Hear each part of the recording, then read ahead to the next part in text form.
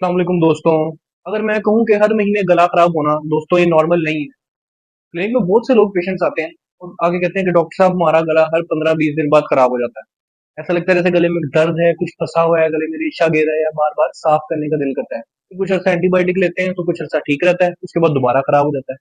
अगर मैं कहूँ कि आपको भी अगर ये मसला है और आप भी क्रॉनिक फेरेंजाइटिस के मरीजों में शामिल होते हैं, तो फिर आज की वीडियो में हम बात करेंगे कि क्रॉनिक फेरेंजाइटिस है क्या, बार-बार क्या गलतियाँ हैं जो इसको ठीक नहीं होने देती और इसका क्या इलाज है। और सबसे इंटरेस्टिंग बात कि बहुत से केसेस में इन्फेक्शन असल वजह होती ही नहीं है, इसकी वजह ही कोई और होती है जिसके बारे में आज हम तफसील से बात करेंगे। सबसे पहले समझते हैं कि फेरेंजाइटिस क्या होता है।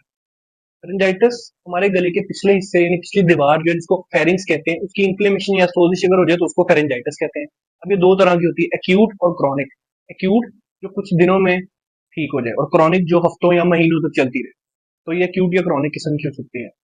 अब सिम्टम्स जो लोग इग्नोर करते हैं, क्रॉनिक फेरेंजाइटिस हर मरीज में अलग तरह से भी नजर आ सकती है। जैसे गले में खारिश होना, गले में दर्द होना, गले में इरिटेशन होना, गला साफ करने का बार बार दिल करना, खुश्क खांसी आना, आवाज का भारी हो जाना, इसके अलावा निगलने में मुश्किल होना।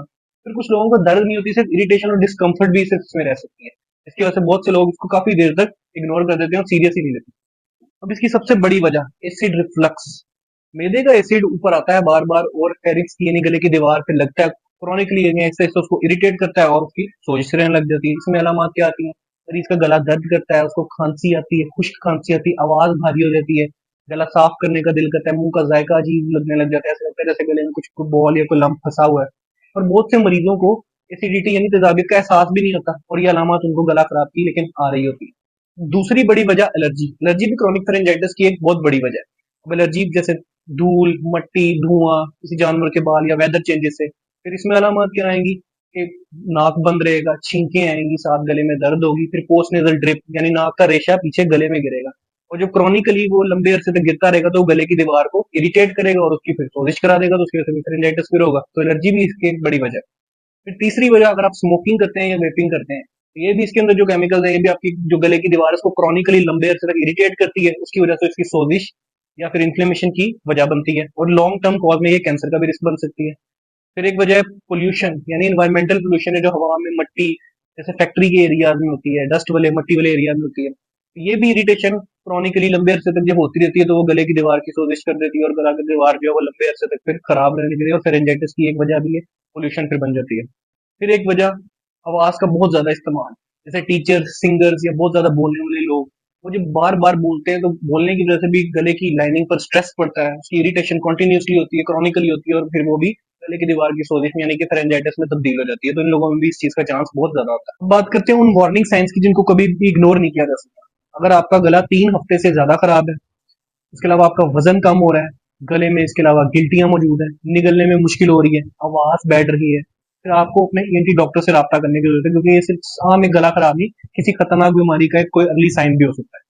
अब कुछ लोग समझते हैं कि इसको सिंपल सिम्टम्स की बेस पे डायग्नोज किया जा सकता है, लेकिन इसको प्रॉपर डायग्नोज और एग्जामिन करना बहुत जरूरी है। जैसे इसमें reflux assessment, acid reflux assessment करवाई जा सकती है, इसमें देखा जा सकता है कि एसिडिटी की वजह से ना हो रहा हो। इसके अलावा एलर्जी असेसमेंट बहुत जरूरी है। फिर फ्लेक्सिबल नेजो फेरिंगो लेरिंगोस्कोपी भी की जा सकती है, ताकि एग्जैक्ट वजह पता लगी जा सके कि क्यों फेरेंजाइटिस डेवलप हो रहा है और एग्जैक्ट कॉज को पकड़ के ट्रीट किया जा सके। अब इलाज क्या है, इसकी असल कॉज को ट्रीट करना जरूरी है। अगर तो रिफ्लक्स है तो लेट नाइट मील्स को अवॉइड करें, कॉफी चाय को कम करें, वेट रिड्यूस करें और अगर फिर भी आराम नहीं है तो रिफ्लक्स की मेडिसिन लें। इसके अलावा अगर वजह एलर्जी है तो एलर्जी के ट्रिगर्स को अवॉइड करें और अगर फिर भी कंट्रोल नहीं है तो एलर्जी की मेडिकेशन।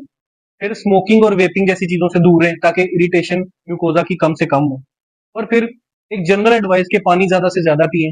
इसके अलावा गर्म पानी के गार्गल्स करें, अपनी हाइड्रेशन को अच्छे से अच्छा रखें ताकि म्यूकोजा जो हमारा फेरिंक्स का म्यूकोजा है वो हाइड्रेट रहे, उसकी लाइनिंग मेंटेन रहे, उसको इरिटेशन कम से कम। अगर आपका गला बार बार खराब रहता है, बार बार गले में खारिश होती है, इरिटेशन होती है, खांसी आती है, बार बार गला साफ करने का दिल करता है, तो हो सकता है कि आप भी क्रॉनिक फेरेंजाइटिस के पेशेंट हो। और जब तक असल वजह ट्रीट नहीं होगी, अलामत बार बार वापस आती रहेंगी। इसलिए जरूरी है कि आप अपने ईएनटी डॉक्टर से रब्ता करें और अपने एग्जैक्ट कॉज को आइडेंटिफाई करवा के ट्रीट करवाएं ताकि ये मसला आपका मुस्तकिल खत्म हो। ये थी आज की वीडियो। वीडियो पसंद आई तो चैनल को लाइक, कमेंट और सब्सक्राइब जरूर करें ताकि मजीद ऐसी अच्छी वीडियोस आपके सामने हर हफ्ते आती रहे। शुक्रिया।